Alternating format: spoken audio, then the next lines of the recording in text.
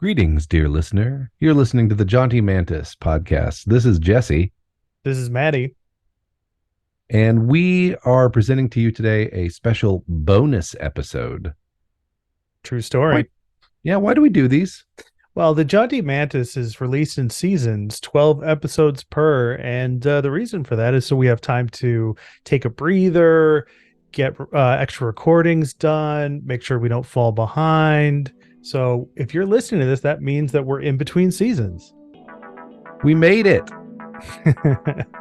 So we'll be back soon. And until then, enjoy this episode, this bonus episode. It's not necessarily about role-playing game topics, but it is very nerd adjacent.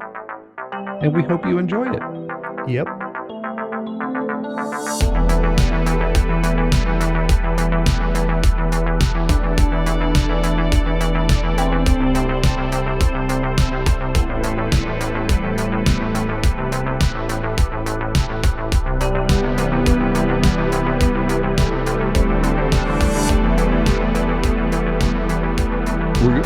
We'll keep this one won't be a full hour, right? I don't think so. I don't think we can go for a full hour on what exactly is a murder hobo. I mean, I bet we could, but we don't have to. Okay. We certainly don't have to. There's no rules on how long our fucking episodes can be. I would love for us to just release a 10-minute episode just to see what happens. I mean, 100, according to our web analytics, 100 people listen to this show consistently. Yep. And which is 100 more than I thought would listen to it. So Yeah. I thought I should say it's 98 more than I thought would listen to it, because I knew I would listen to it, and I figured my mom would listen to it too. Hi, Mom. So I'd be sad on Thursdays if we released a 10-minute episode, but you know, it'd be I don't know. awesome. 3 of our listeners talked to me about it.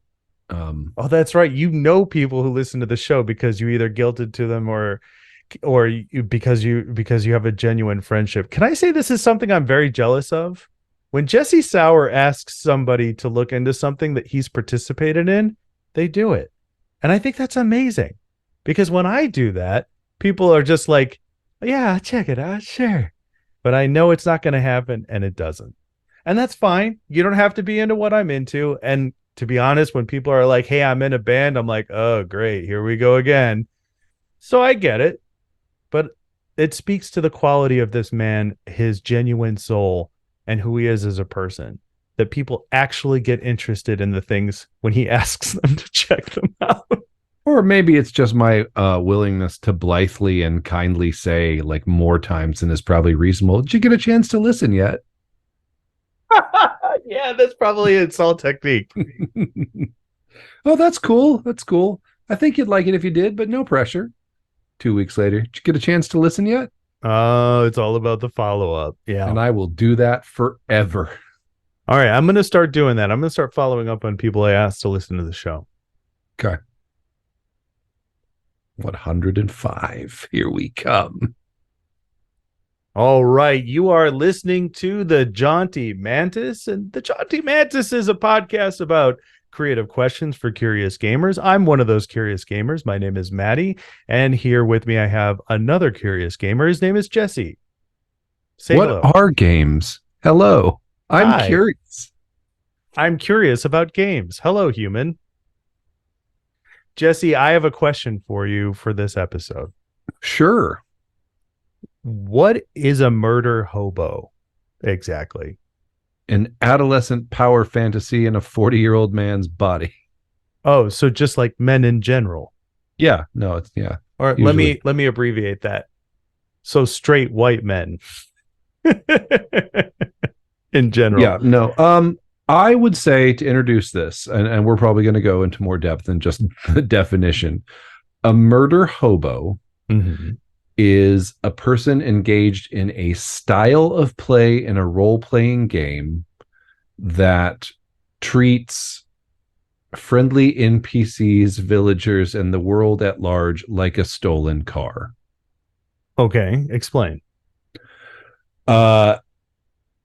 It is someone who is going to, it's like Link in every Zelda game. You just walk into somebody's house and start picking up their pots and throwing them on the ground in front of them to see if there's money in them. And unlike in a Zelda game, in those innocent townsfolk you're robbing can attack you in an RPG, and then you kill them because they're innocent townsfolk. And it's a power fantasy, so they're weaker than you are.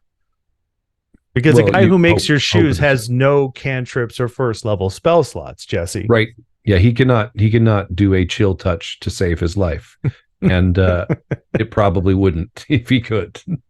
But what if he could? No, anyway, so that's what a murder hobo is? I think that's a pretty fair high level assumption. It is a trope that people groan about, and I kind of suspect is less common than people talk about. I agree with this. I think the murder hobo is a what do they call it? Those giant stuffed animal costumes they use with sports. A furry? Well, furries dress up in them, yeah, but like sports could like look, I like hockey and sometimes and I like some other stuff, but like sports is kind of confusing to me, right? Because people get really aggressive about it, but they also have a giant stuffed animal that runs around and like does shenanigans and shit. The mascot, that's what it's called.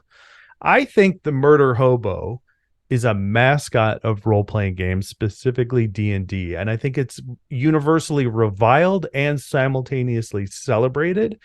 And I don't think it actually exists in the way that people or in the frequency that people think it does. Yep. What do you? Oh, okay. Well, then 10-minute episode. All right, everybody. Okay, we Smoke did 'em it. if you got them. Yeah, roll it up. I think too. Okay, so one of the things too about like where does this come from in the hobby? Yes. Is another thought I had, and I have a little bit of perspective about this because Goodman, I want to say Goodman Games, does. I wish I could remember the product line, but they basically take old school first edition AD&D adventure modules or like basic expert set adventure modules and package them up with the original adventure and then a conversion for 5e, usually in a giant tome. And as one of my things that I decided to do is I talked to one of my Wednesday night gaming groups when we were in between games, and I said, hey, I have this idea. I want to use a rule set called Into the Unknown, and every time I say that, I want to sing the song from Frozen 2 because I have children. So the game is called Into the Unknown. There you go, singing badly on Johnny Manis. And I'm running them through the Village of Hamlet and the Temple of Elemental Evil. Classics. Yes. And they toned it down a little for the 5e conversion, but even in the 5e conversion, when you're in the Village of Hamlet, it says like, if you dig in the roots of the oak tree behind this random farmer's house, you will find 300 gold pieces and a +1 scale shirt. Why? Yeah. So why is that written down? Right. What is telegraphed by that being there? It's that normal people have loot. And in first edition, how did you gain experience? Right. Treasure Treasure that you got out and spent. Right. From killing monsters. You killed the monsters because they had the treasure, which gave you the experience. Well, you didn't have to kill them in first edition. One of the things I actually like about that is like if you just outsmarted them and robbed them blind without a fight, which was oftentimes a good idea because of the lethality of combat, Bilbo you Baggins still got style. that XP. Yeah. And it was worth more XP than actually killing the monster. Monster death XP inflation is a real thing that I wish the Fed would take a look at. The real policies in America. Yeah, but that Gygaxian adventure module, right, is a starting point for so many people running games and then writing their own adventures. And if they're going to write down that detail in their adventures and it's going to be there, is it in response to the players going off to do stuff like that and having something to be there? Mhm. Or is it the guy who invented the game pretty much telegraphing that, hey, this is a thing you can do. You can pledge yourself to chaos. And, Mhm. and I think the people who grew up, it's more common in our generation, I would say, or Mhm. was when we were younger. Hopefully people outgrew it, but maybe, hey, they didn't. There's a whole thread called RPG horror stories on Reddit. Mhm. Yeah, that's the impetus of the murder hobo. And it's that the DMs grew up running adventures and reading adventures and writing adventures that made normal people pinatas. Mhm. Yeah, I think that's accurate. So do we have so you but you agree with me that it's not as big of a thing as people are making it out to be. I mean, I sincerely doubt it. I don't. I mean, my groups will periodically make jokes like, oh, we're murder hobos, but like nobody's going into the tavern and cutting the throat of the like tavern keeper to like rifle through the coin box. Well, then let me ask you a question. Have you run a game for actual murder hobos? Have you been a murder hobo yourself? Well, let's look at the actions in Fandelver, Mm-hmm. right? So we played a game. Our buddy Johnny Five ran this game. It was Lost Mines of Fandelver, right? And so he's running it as kind of a sandboxy thing. We got this character. We find out there's the what are they? The red brands Mm-hmm. who are why I'm okay. Ignore it. I gave the thumbs up in Zoom, and then Zoom recorded that I gave the thumbs up, and then it animated a separate thumbs up in the corner of my Oh, screen. there it is again. Yep. It's haunting. Yep. It's like the severed hand of those townspeople we killed for their okay, so Sorry. um J5's this game. yeah, there's an inn, right? There's an inn where the red brands, who all the townsfolk and the villagers tell us these people have been shaking us down for protection money. They're bad news. We wish we could get rid of them. We found out there's an inn where they hang out.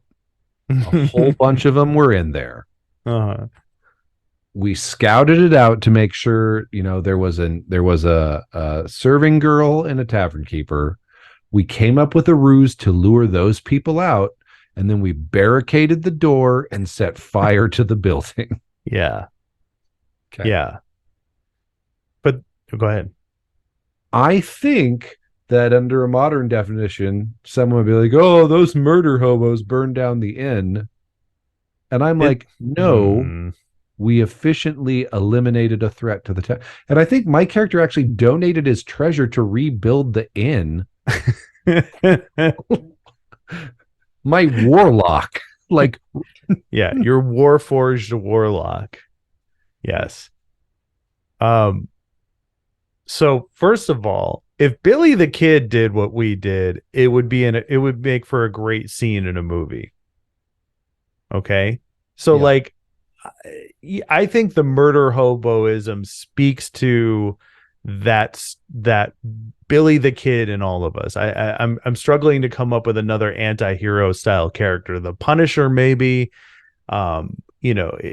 This is what I kind of think of some of the like. Anyway, you know what I'm trying to say. Like, I think it speaks to that anti-hero nature of human personality. That it's like I'm Dirty Harry. I'm willing. Oh God, I'll just keep using outdated references here. But like, I'm a vigilante. There's nothing I won't do, but I'm doing it for the right reasons. So fuck you, pay me. You know what I mean? And I don't think that's murder hoboism. Okay. yeah, I have run a group. I've run a game for a group that, in my opinion, they were murder hobos. You know what I'm talking. You know the group I'm talking about. We've kind of mentioned them, in on the show before, but they were terrorizing the town. They were killing people in the town and then decorating themselves in their body parts because they thought it was funny. that seems a little extreme. Is that murder hoboism or is I that think that's edgelord very much, yeah, mutilation bullshit? yeah, no, that's mutilating townsfolk because you think it's funny. Mm-hmm. But I think the problem here isn't that murder hoboism is a thing, because I don't think it actually is. I think that murder hoboism is a inflection point for that group, because what happened to me is that style of play didn't work for me, and then we had a conflict. So what should have happened is either I should have had an adult conversation with those people and said, hey guys, this isn't the kind of game that I want to play or that I want to run for you guys. If this is how you want to play, that's fine, but I'm out. No harm, no foul. We can all still be friends. This isn't what I'm interested in. Or what I could have done is, and this is kind of piggybacking advice that you had in a previous episode, because I thought about it a lot since then. But then shouldn't I have just changed the game and treated them like outlaws and fed into this desire where they wanted to be these evil, murderous pieces of shit?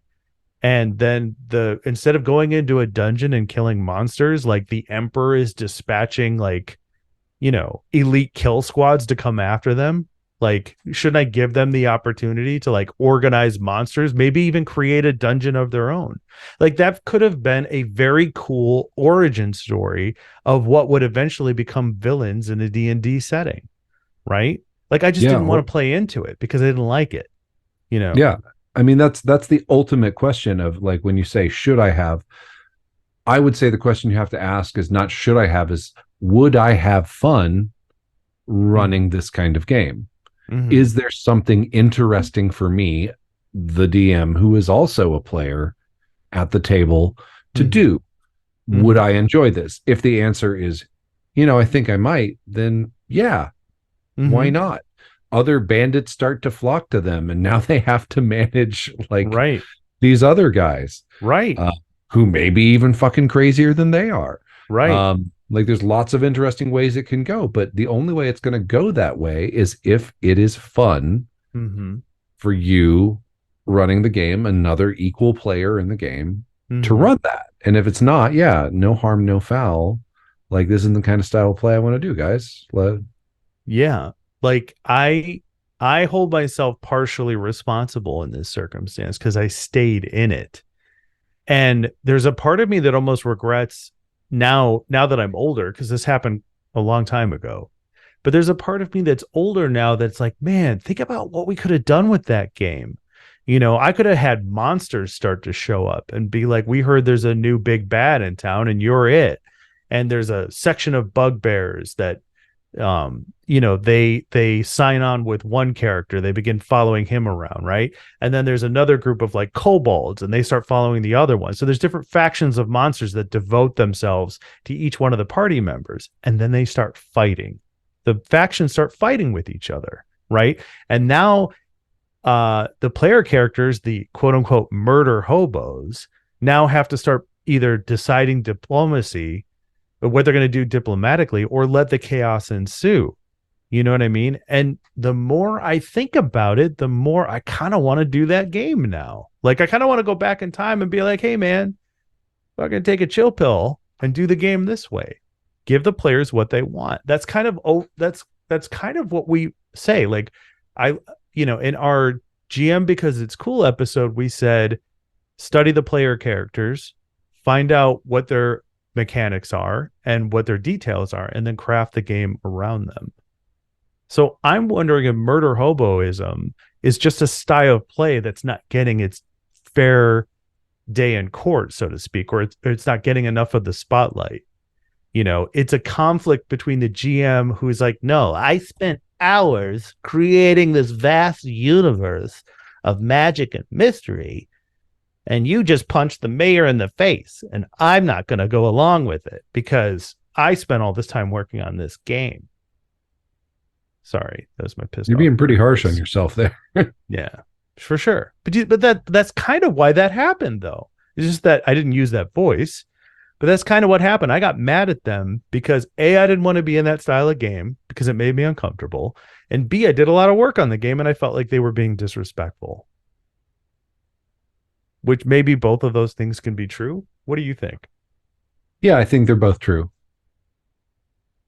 I mean, because I sort of think this phase of this game like is sort of I feel the real bones of this podcast, like Mm-hmm. the conversations that we had back then when like it was all D&D therapy, where I Sure. was trying to help Matt out and be like, we came up with some solutions like, hey, give them control of the monsters in combat so they don't feel Mm-hmm. like it's you and on an adversarial thing. um Right. like all things to try and do this, but at the end of the day, yeah, you can't curb a player's impulses. Right. And if you do take a moment, did you had the adult conversation with them like a Yeah. couple times, right? Mm-hmm. And it didn't work. Yeah, Mm-hmm. that's the time to walk away, because then it's just going to get into like a punitive cycle of like, Right. you But know, then that's what happened, you know. But there's a what if. What if I had worked smarter, not harder in that situation? You know, yeah, when you think of a murder hobo, what I think of is a group of people who are going from place to place and they're using the skills and talents they have to kill things and make a living for money. So in the real world, I know fantasy and real world are different, but in the real world, they say if you're good at something, you should get paid for it, right? If an artist, if you know, an artist should get paid for their work, right? Writers Guild is in strike for this, you know, like you should get paid for your labor. And if you're an adventurer traveling from town to town, picking up odd jobs that involve you know, a sword or a spell, why shouldn't you get paid for your work? Just because the town is telling you they can't afford it? Fuck you, pay me. I'm a mercenary. yeah. God damn it! Why did we talk about this? Because now I want to play in it. Dude, I have that about almost every episode. We talk about something and I'm like making notes about it for a later game. So Yeah. so now you tell me what do you want to play? Like what about that appeals to you? uh getting to live out an adolescent power fantasy, Yeah. basically. I mean, I would say though too, like there's some interesting things that you could do with that. Like all that stuff happens, but you don't change the experience rules. So like, yeah, you're rich, but you're still like second level because Yeah. Because the average person is a cobbler and he doesn't do chill touch. yeah, he doesn't, he might give you like 5 experience points, and like there are not, you know, what at 5 experience points, what would it take to get to 300? I'm really bad at math. 60. There's not 60 townsfolk in this tiny village, Mm-hmm. and it would have to be one of you killing 60 of them in order to gain second level. So Right. Right. They're not worth anything in yeah, experience points. yeah. Yeah. I think that's what it is. I think the conflict of the murder hobo comes, I think the onus is on the dungeon master.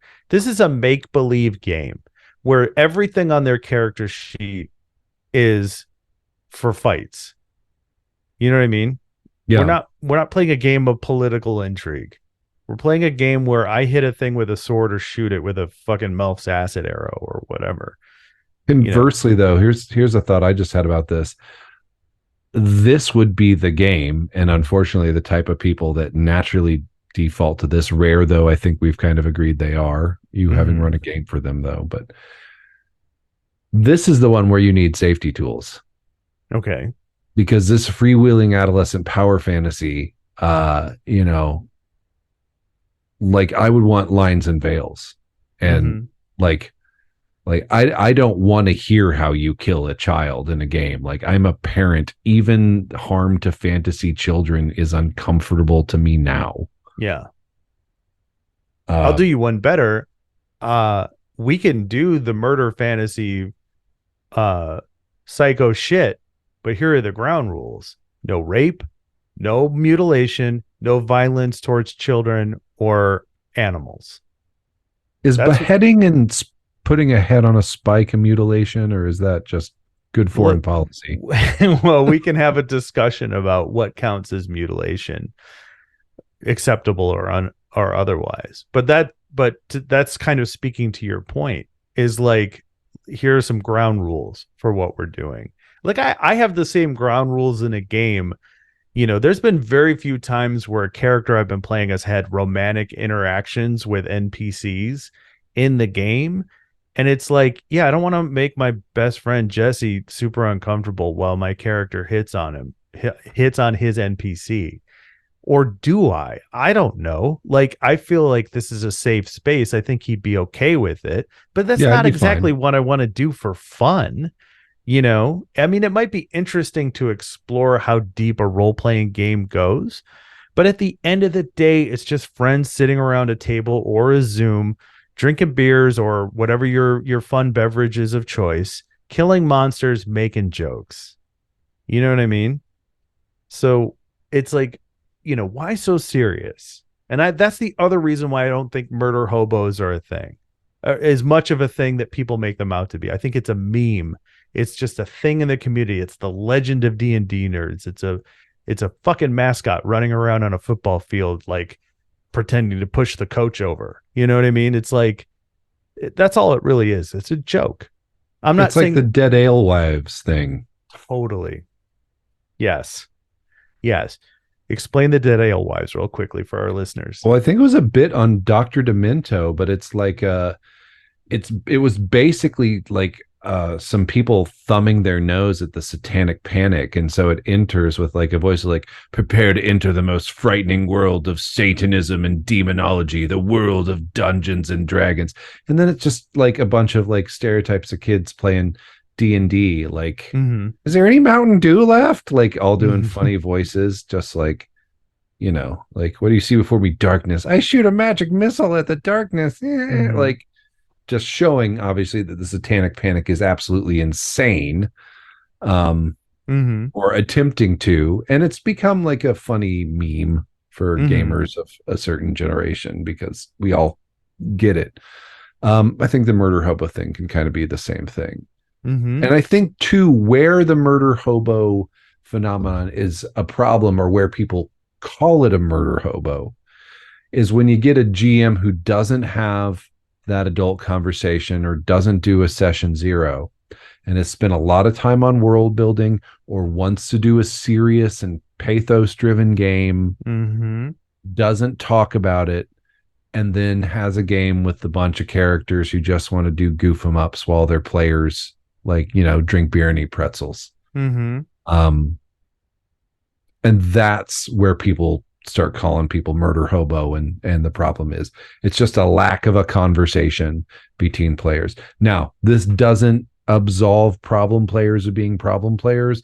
There are very real problem players who do things. We had this guy once in a game I know where this is going. who he was a druid who was a warforged, and I think I had described, like, you see, they're on a boat, you see shark fins trailing the boat, like, okay, cool. Well, I'm gonna jump in the water and change into a C shape so I can push the boat faster. I'm like, okay. And so then the sharks attacked him. The sharks that, in my memory of this event, I had telegraphed. Mm-hmm. So he gets in the water. Man goes in the cage. Cage goes in the water. Shark's in the water. Our shark. Yeah. And they got back on the boat after that, and he was just like, I have like a warforged dick. And I Mm-hmm. just like pull it off and start spraying oil out of it everywhere. And we're all like, what the fuck is going on? Yeah. Yeah. Not a murder hobo though. No, but definitely a problem player. Yeah. And I think that's kind of what we're just getting at, is that I think murder hobo is a blanket term for problem player, because most people who are exercising the term don't want to take the time to be more specific. I think it's also too, it's a modern version said with derision of the, like, it's called role playing, not role playing thing. Like, it's a way for players that consider themselves to be serious actors to look Hmm. down on people that just want to roll dice. Like, Yeah. Well, look, I've played with the serious actors. I've also played with a group that had some serious people and some comedy people in it. I played in nothing but funsies groups, and very, very few times have I ever played with murder hobos. And in most of those circumstances, if not all of them, I would only say that they were murder hobos because they were playing one game and the GM was playing another one. Yep. So once again, our solution is just talk to each other. What a weird concept. I know. I know. Yeah. All right. Do we have anything else to say about murder hobos? I'm intrigued by the Murder Hobo mini campaign. It should be a finite campaign. Yeah. Like Yeah. like 8 sessions, you know, Yes. like Mm-hmm. Except, okay, so this is what's going to continue the conversation, so I'm all about it. But what if you cannot produce this specifically? It has to come about organically. Because this is what I've been thinking about. Is like, could you, if you stipulate a more murder hobo game, it's almost like running a horror game and announcing that it's a horror game you're supposed to be scared in. Like horror games are fun around Halloween, but when you telegraph the scary, it's no longer scary. It's a joke. So like I feel like the only real pure way to have a murder hobo game is if it's organically created in the moment and the GM is like, "Oh my god, I'm in a murder hobo game. I need to change things." Because if you tell players like, "Hey, we're going to be doing a murder hobo game," then everybody is all up in their own head about what an evil character is. And that's in my opinion, that's a completely different thing. Like, I want to run a game for evil players that act responsibly or do cool shit, not be murder hobos. These are two, like, they could be the same thing, but they're not. They're not required to be the same thing. There's a term for that. What is it? a paradox. I'll come up with it later. Do you understand what I'm saying, though? Yeah, no, I get what you're saying. I just think, Like, how would you do a murder hobo game on purpose? yeah, because you'd want to be responsible. Like, Mm-hmm. And you almost like, it's almost like running a science experiment in which you are tweaking the data. You're polluting the data at that point.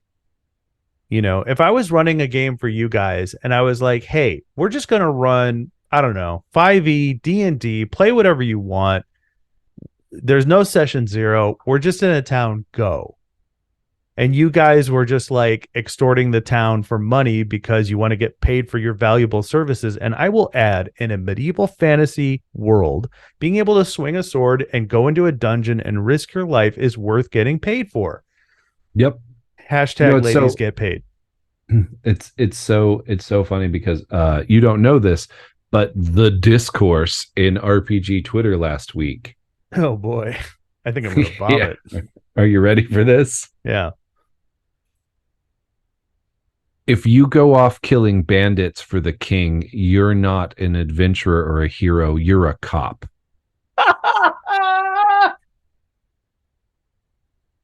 And then everybody was all up in arms about that. Either like, yeah, you're doing it for you're a cop.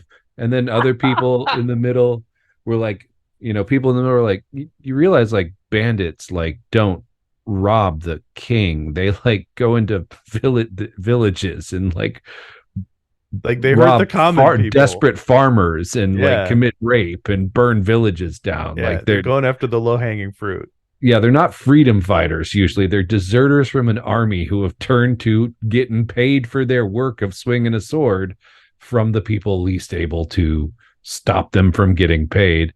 And then there were the other people who were just like, these woke new gamers can't take anything. You're all and so I was just like, oh, why do I still have this app on my phone?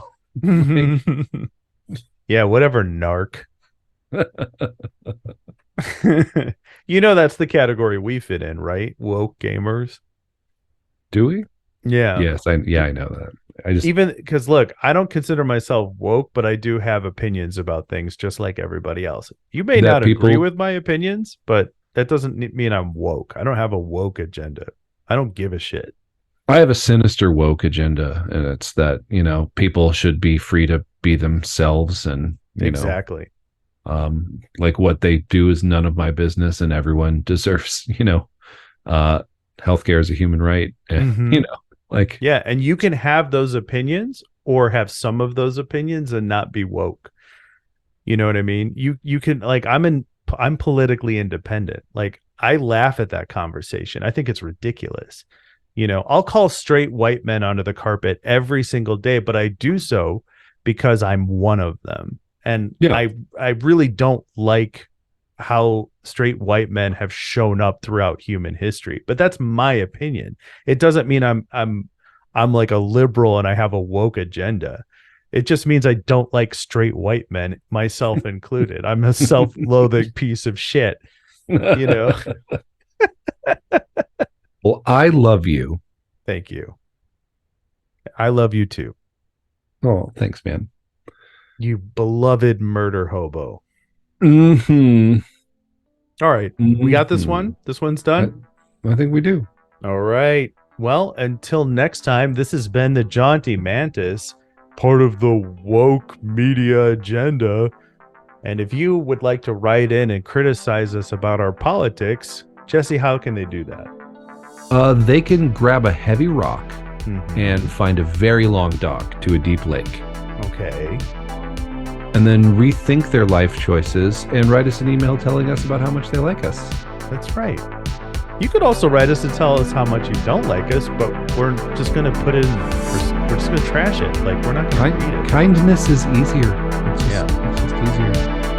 All right, perfect. Okay, Threads, Twitter, X, blah, blah, blah, blah. Get out there and play some fucking role playing.